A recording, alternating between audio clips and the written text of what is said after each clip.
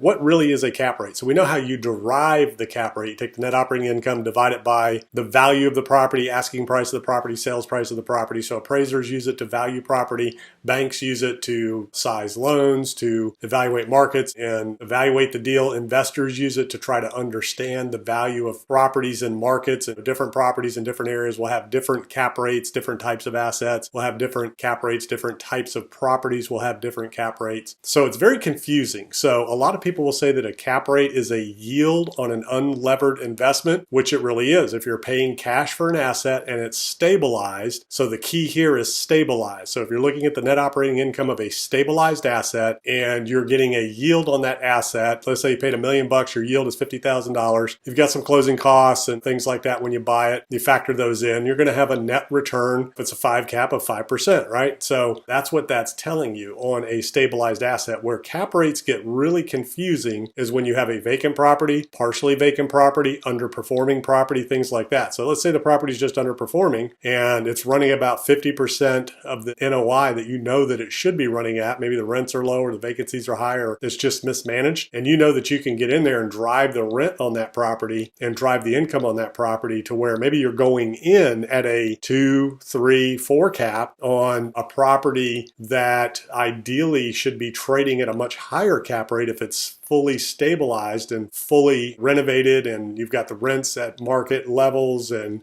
all of those types of things.